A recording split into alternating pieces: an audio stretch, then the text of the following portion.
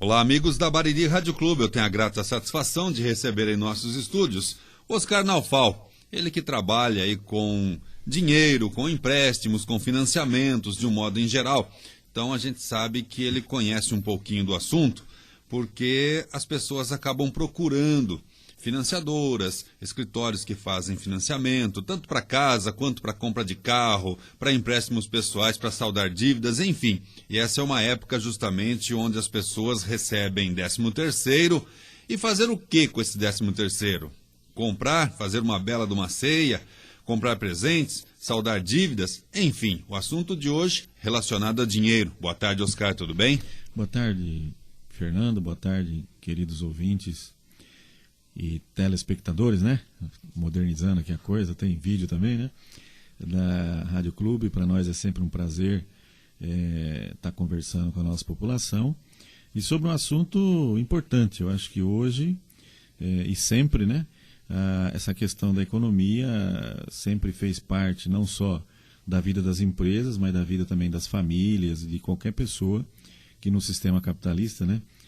Queira, vamos dizer assim, minimamente sobreviver.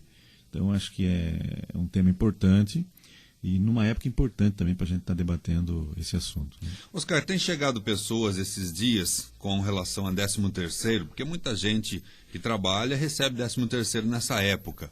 Tem chegado pessoas perguntando o que é melhor fazer. Eu tenho uma pequena dívida junto a um banco, vou saldar essa dívida, vou continuar pagando, comprar presentes. O que você, na sua opinião, é melhor fazer hoje? Olha, Fernando, eu, apesar de não ser economista, né, eu tenho aprendido muito com a minha esposa, que cuida dessa parte financeira da empresa, né, e a gente percebeu uma coisa assim, na prática, né, a gente ouvia os economistas dizerem isso, mas a gente precisou passar pela experiência prática para a gente acabar aprendendo. Quer dizer, qual o esforço que qualquer família ou empresa tem que fazer para sobreviver de maneira, vamos dizer assim, saudável, sem sobressaltos? Você teria que evitar de ter a sua renda mensal comprometida, né? Então, se você tem um empréstimo que você está pagando um X por mês, né? Se você puder se livrar dessa parcela, é importante, porque você vai ter, vamos dizer assim, uma disponibilidade maior, você vai estar mais preparado, vamos dizer assim, para os improvisos do dia a dia, e como tem improvisos, né? E como tem imprevistos. Então, eu acho que assim, os economistas recomendam que realmente, se você puder saldar, principalmente aquela dívida, se é uma dívida pequena, não está te apertando, sem problema.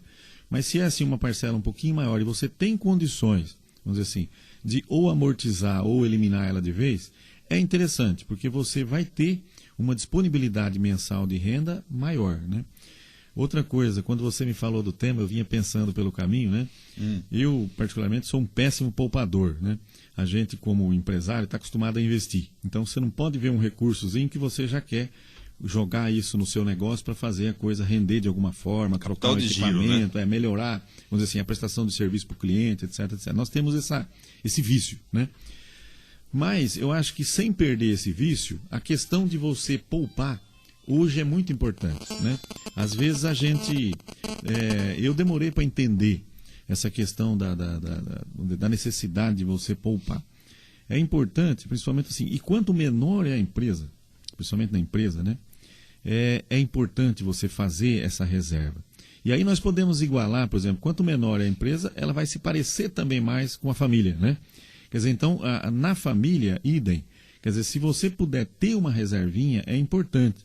Porque todos sabem disso, nós todos sabemos, tanto na vida de empresa como na vida de família, vamos dizer assim, o imprevisto é inevitável, né? Então a gente tem, quer dizer, no dia a dia, que está preparado para isso, né? É uma doença, é um carro que deu problema, né?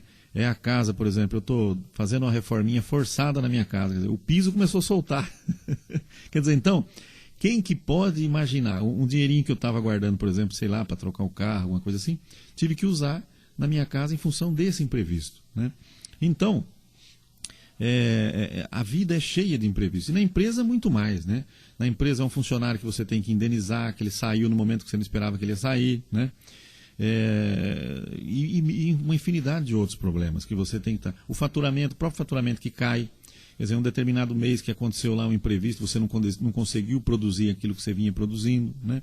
Então, eu digo assim porque, não querendo, vamos dizer assim, servir de exemplo para ninguém, mas a minha esposa hoje, ela cuida dessa parte financeira da empresa, né? E eu fico assim, aprendi muito com ela, quer dizer, na simplicidade dela cuidar do dinheiro, mas ela é uma pessoa que ela não sabe trabalhar sem uma reserva.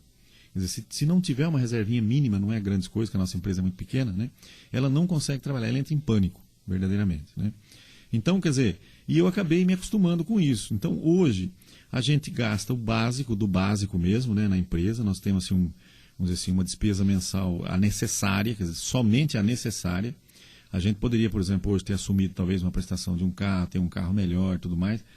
Não temos, quer dizer, a minha esposa tem esse hábito de, assim, quando a gente puder comprar quase tudo à vista ou pagar quase todo o valor do bem, a gente compra. Mas o contrário não, quer dizer, se você tem uma menor parte, vai financiar uma maior parte, quer dizer, na cabeça dela não entra esse esquema.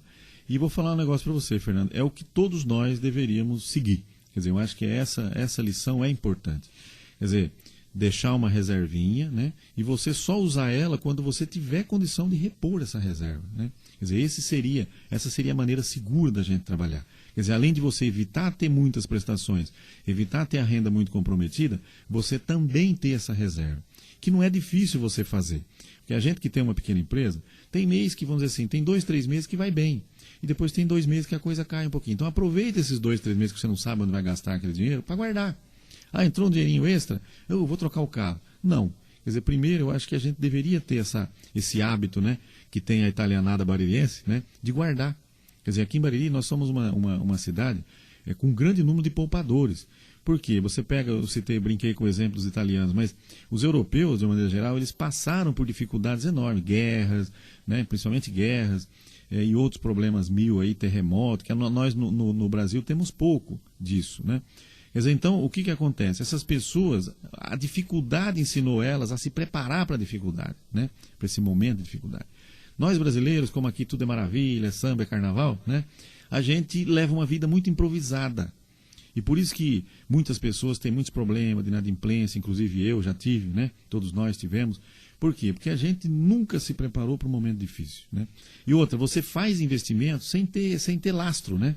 Sem ter uma reservinha. Se aquele investimento não der certo, você quebra, como já aconteceu comigo e que eu acho que com muitas pessoas por aí, né? Oscar, nós vemos assim pessoas que dentro da família, por exemplo, uma família ganha aí, vamos dar um exemplo, R$3.000 por mês no total da família, entre pai, filhos, enfim. Essa família, ela tem uma renda mensal. De repente ela resolve fazer um gasto, acaba gastando um pouquinho mais, extrapola, precisa de um empréstimo pessoal ou surge algum imprevisto, como na família de todo mundo, pode surgir um imprevisto, seja com doença ou um carro que quebrou e não pode ficar sem consertar, ou mesmo um acidente com esse carro que acabou amassando e tem que arrumar porque às vezes não pode ficar sem esse carro, enfim, um imprevisto pode acontecer dentro da família de qualquer um. Acaba fazendo um financiamento. Tem que ter cuidado com esse financiamento, com taxas de juros também? Também. Hoje, Fernando, eu digo assim, e eu me sinto assim bastante à vontade e seguro para falar disso, né? Porque a gente tem vivido esse assunto, né? Então, hoje existe uma preocupação grande do governo federal. Quer dizer, a Dilma pegou como prioridade a redução de juros. Ela foi muito cobrada na campanha, quer dizer, vamos dizer assim, a grande imprensa, de maneira geral, os economistas, têm cobrado isso do Brasil, né? Quer dizer, do governo federal. Trabalhar para ver se os bancos ganham um pouco menos, porque os bancos hoje, eles faturam bilhões e bilhões. Quer dizer, eu estava fazendo um trabalho de faculdade no semestre passado e eu fui obrigado a dar uma olhadinha no lucro dos bancos. É brincadeira o que esses caras faturam, né? Quer dizer, não dá nem para você calcular, assim, na nossa cabeça, vamos dizer assim, de pequena empresa, o que é isso. Quer dizer, eles faturam uma fábula. Então, eles podiam abrir mão um pouquinho disso, né? Correr um pouco mais de risco, vamos dizer assim, colocar um pouco mais esse dinheiro no mercado, né? E ganhar com a produção, quer dizer, com as operações, e não com o juro. Quer dizer, hoje o banco está muito confortável, a maioria deles. Quer dizer, eles produzem pouco, não precisa produzir muito, por quê? Porque no pouco, como as taxas de juros são altas ainda, eles faturam bilhões, bilhões, bilhões. Então, o que a presidente Dilma tem feito?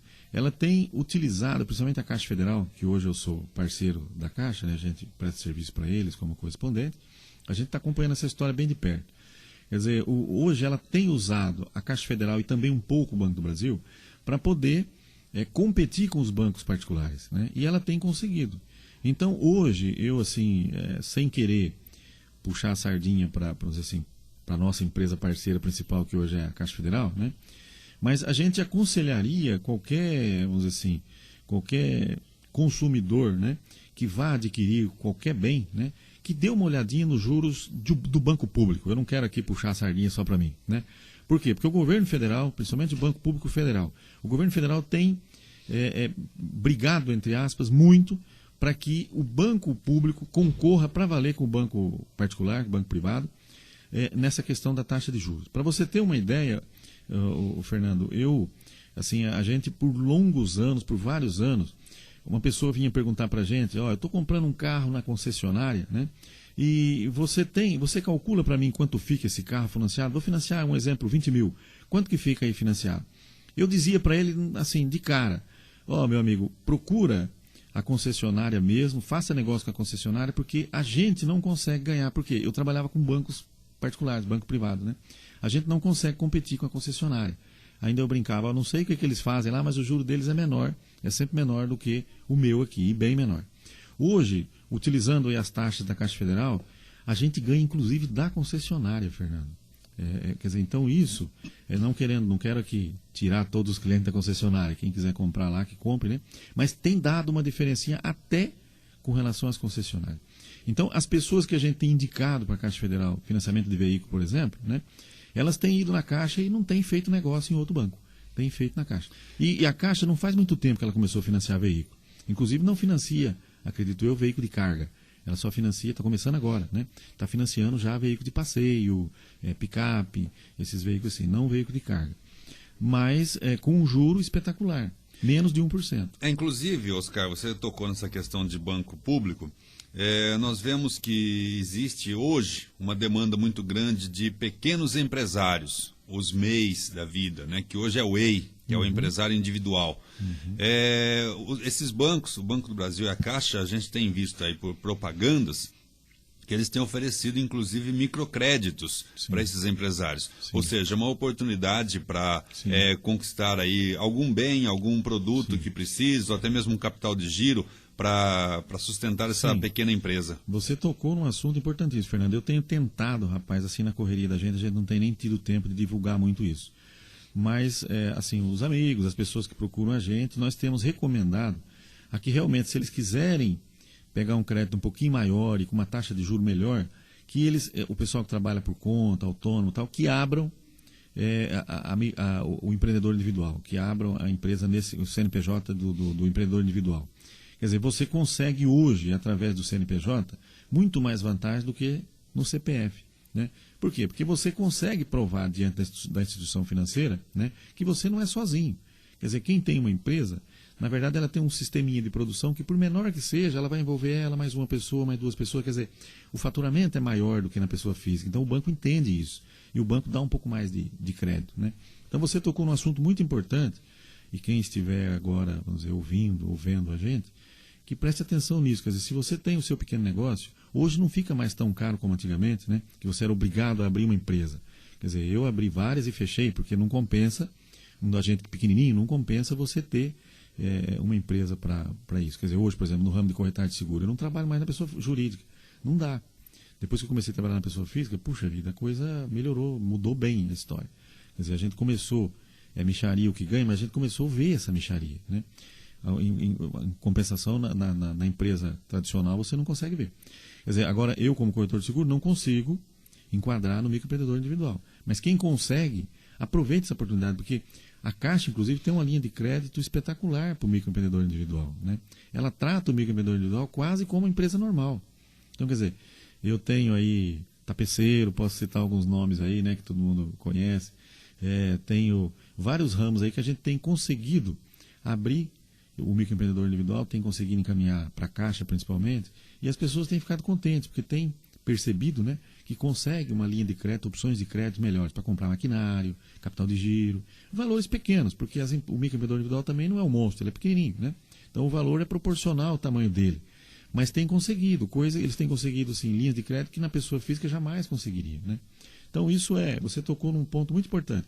Hoje é importante, inclusive o governo federal criou essa opção justamente para ter esse tratamento diferenciado, porque o cara que trabalha por conta, tem seu pequeno negócio, é um pintor, é um pedreiro, né? É um tapeceiro, etc, etc. Quer dizer, ele não tem condição de ter uma empresa normal, ele não arrecada para isso. Agora, com o microempreendedor individual, ele consegue sobreviver, né?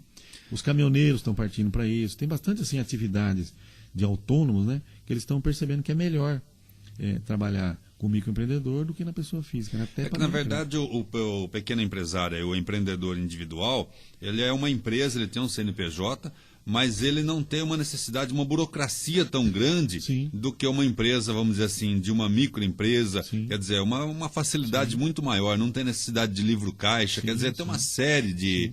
o imposto é fixo, Sim. né? Tem um imposto bem baixo e fixo. Os governos já tinham criado no passado, né? E o Lula deu uma melhorada nisso, aquele esquema vamos dizer, do microempresário, do EPP, da EPP, Sim. etc. Mas eu digo uma coisa, Fernando, são pouquíssimas as empresas beneficiadas com esse tipo de tributação, né?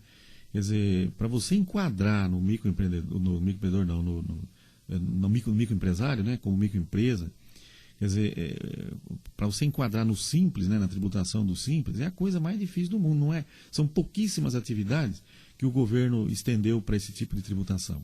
Então, com o microempreendedor individual, não. Quer dizer, não precisa abrir uma empresa mais como antigamente, ficar se matando para tentar achar uma forma mais conveniente de você ter uma tributação menor.